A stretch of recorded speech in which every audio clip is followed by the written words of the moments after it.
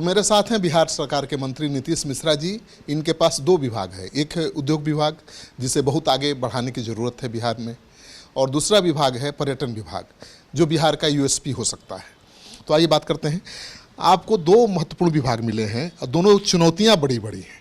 एक तो उद्योग विभाग, बिहार को उद्योग के क्षेत्र में कैसे आगे ले जाएंगे, क्योंकि आप जब पहले भी गन्ना मंत्री थे तो इथेनॉल से जुड़ी हुई प्रस्ताव आए थे, बड़े बड़े प्रस्ताव आए थे, लेकिन आगे नहीं बढ़ पाए।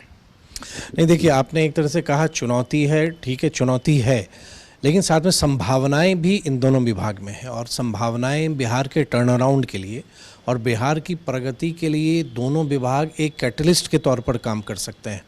आपने ठीक ही स्मरण किया कि 2005-06 में जब मैं बिहार का गन्ना विकास मंत्री था, उस समय एथेनॉल एकदम पूर्णतः नई चीज़ थी, तो जो चीनी मिल के द्वारा बनाया जाता था, तो बिहार में हम लोगों ने को लगभग 20,000 करोड़ से अधिक के निवेश के प्रस्ताव आए जो गन्ने के रस से सीधे एथेनॉल बनाने के थे।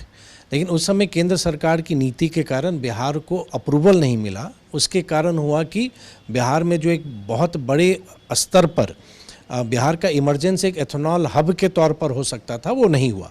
बाद में 2019 में केंद्र सरकार ने नियम में संशोधन किया। अब एथेनॉल ना सिर्फ गन्ने के रस से बल्कि चावल से, मक्के से, विभिन्न माध्यम से बनाए जा रहे हैं और आज बिहार में इकाइयाँ लग भी रही हैं। अगर पर्यटन की भी अगर हम बात करें तो बिहार में जितने प्लेसेस हैं तो उसको सिर्फ सामने लाने की ज़रूरत है। आज भी संख्या में लोग आ रहे हैं। बहुत सारे ऐसे लोकेशंस हैं जो अनसीन हैं, जो लोग शायद हम लोग भी नहीं जान रहे हैं कि बिहार में इतनी खूबसूरत जगह भी है। तो इन दोनों विभागों के माध्यम से ना सिर्फ हम युवाओं के लिए बेहतर अवसर हम ला सकते हैं, बल्कि बिहार की प्रगति के लिए मुख्य भूमिका भी निभा सकते हैं। तो मेरा प्रयास रहेगा, अभी तो कोड ऑफ कंडक्ट है, लेकिन उसके बाद जब कार्य करना शुरू करेंगे, समय भी कम है, लेकिन जो मेरा अनुभव है सरकार में काम करने का या बंद पड़ी चीनी मिलों के लिए जो कार्य योजना हमने बनाई थी, जिसका परिणाम है कि आज लौड़िया और सुगौली चीनी मिल कार्यरत हैं, तो मैं पूरी कोशिश करूंगा अपनी क्षमता के अनुसार कि बिहार में निवेश भी आए और हमारा जो पर्यटन है, पर्यटन अपने आप में एक उद्योग है, तो दोनों विभागों के माध्यम से बिहार में निवेश भी आए, यहाँ नए रोजगार के अवसर भी हों। लेकिन बिहार में उद्योग जिस तरह से बढ़ना चाहिए था, जिस तरह से निवेश आना चाहिए था, आ नहीं पाया है। अभी भी बहुत बड़ा समिट हुआ, बहुत बड़े बड़े उद्योगपति आए, लेकिन जो संभावनाएं हैं वो आगे नहीं बढ़ पा रही। क्यों? नहीं, देखिए, मुझको लगता है इसके ऐतिहासिक कारणों में भी जाना पड़ेगा। अगर आप स्मरण करेंगे, जब बिहार झारखंड एक था तो जो केंद्र सरकार की फ्रेट इक्वलाइजेशन की पॉलिसी थी या जो सेस का जो निर्णय था, उसके कारण कहीं ना कहीं बिहार जो एक औद्योगिक केंद्र बन सकता था, वो बिहार अनफॉर्चुनेटली नहीं बन सका। 90 का दशक जब प्रारंभ हुआ और जब देश में एक आर्थिक उदारीकरण का दौर चला, भारत में बहुत सारे निवेश आने लगे, उस भी बिहार में उस समय के कई कारणों के कारण बिहार निवेश से वंचित रहा। आज आप अगर देखेंगे तो 1947 से लेकर 2014 तक भारत में जितने FDIs आए हैं, जो विदेशों के निवेश के देश में हुए हैं, वो मात्र 10 वर्षों में, जो हमारा 1947 से 14 तक था, लेकिन उससे कई गुना ज़्यादा मात्र 10 वर्षों में हुआ है। और आज 200 से अधिक देशों का निवेश भारत में है। मेरा ये मानना है कि बहुत सारे राज्य अब देश में एक इस लेवल पर आ गए हैं कि अब वहाँ बहुत ज़्यादा अपॉर्चुनिटीज़ नहीं है, तो कोई भी निवेशक अब नए जगहों को वो ढूंढता है। बिहार की अपनी एक खासियत है, हमारे यहाँ की आप मिट्टी उपजाऊ है, ह्यूमन रिसोर्स हमारे यहाँ पर्याप्त है, पानी की उपलब्धता है, अब इंफ्रास्ट्रक्चर बेहतर है, रोड कनेक्टिविटी देख लीजिए, रेल कनेक्टिविटी देखिए, एयर कनेक्टिविटी देखिए, तो इन सब मामलों में भी हम बहुत अच्छे हैं। तो मुझको लगता है कि अब जो भी हमारी पॉलिसीज़ हैं, राज्य सरकार की हमारी नीतियाँ, केंद्र सरकार की हमारी नीतियाँ, और जो भारत का विश्व स्तर पर जो आर्थिक उदय होता जा रहा है, तो मुझको लगता है कि अब बिहार के लिए पुनः एक अवसर आया है कि बिहार को हम उस दौड़ में फिर हम ले चलें कि अन्य राज्यों के बराबरी पर बिहार आ सके। बिहार में किस तरह के उद्योग की ज़्यादा संभावनाएं आप देखते हैं? देखिए, मुख्यतः जब हम बात करते हैं तो बिहार में एग्री बेस्ड इंडस्ट्री की बात होती है। ये वास्तविकता भी है कि अगर आप देखेंगे कि हमारे यहाँ अभी भी जो चीनी मिलें कार्यरत हैं, सब ब्रिटिश राज में ही लगे थे, मतलब प्राय आज़ादी से पहले के थे, और उन जगहों पर लगे जहाँ पर गन्ने की खेती होती थी।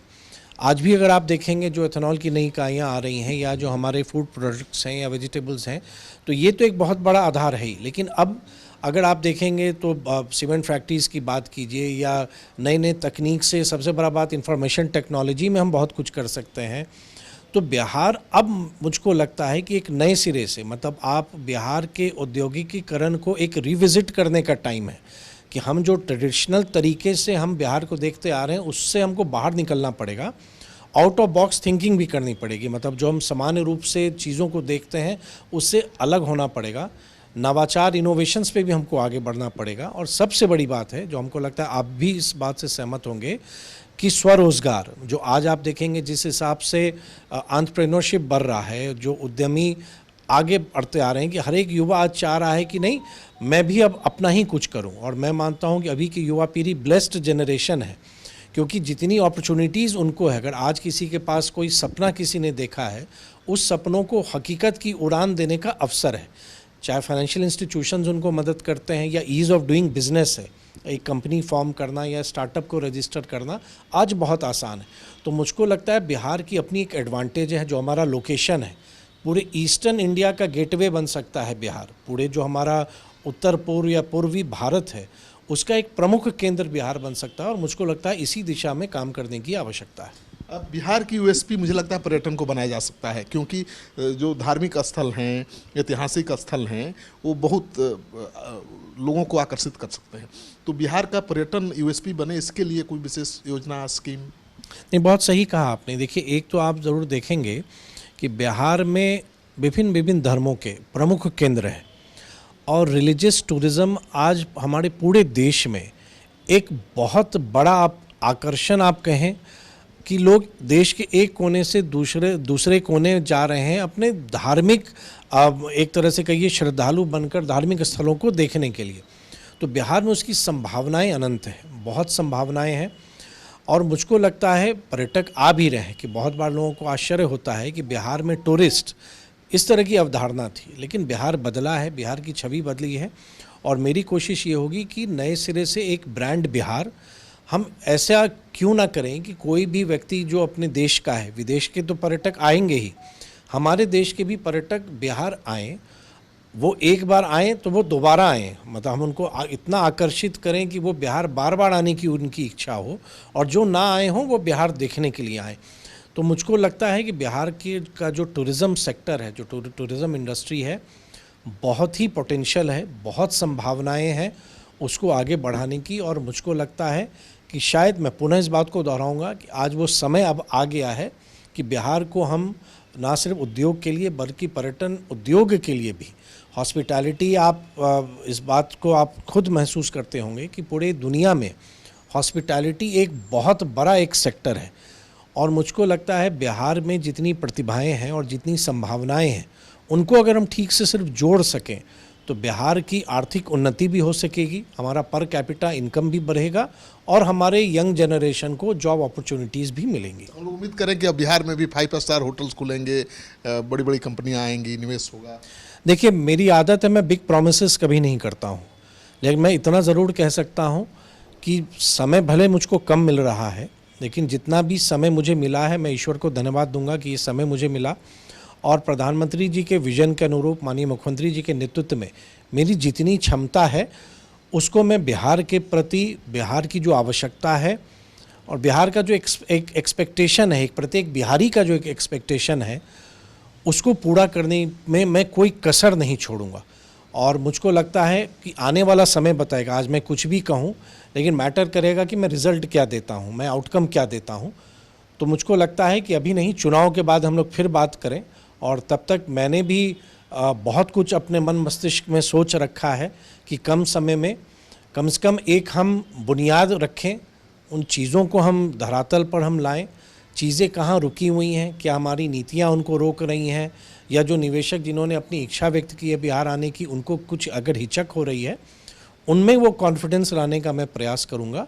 और युवाओं को भी मैं इनवाइट करूँगा कि भाई आप आइए और सब आदमी जॉब प्रोवाइडर बनिए। आज देश को जॉब सीकर की नहीं, जॉब प्रोवाइडर की ज़रूरत है। उस उद्देश्य के साथ हम आगे बढ़ेंगे तो बिहार हमारा निश्चित आगे बढ़ेगा।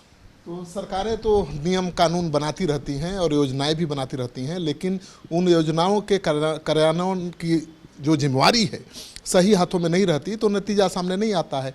तो इस बार देखना यह है कि नीतीश मिश्रा किस तरह से इस चुनौती को अवसर में बदलते हैं, क्योंकि इनके पास 2 विभाग हैं, दोनों महत्वपूर्ण है, बिहार की काया पलट कर सकते हैं, लेकिन चुनौतियां बहुत बड़ी हैं।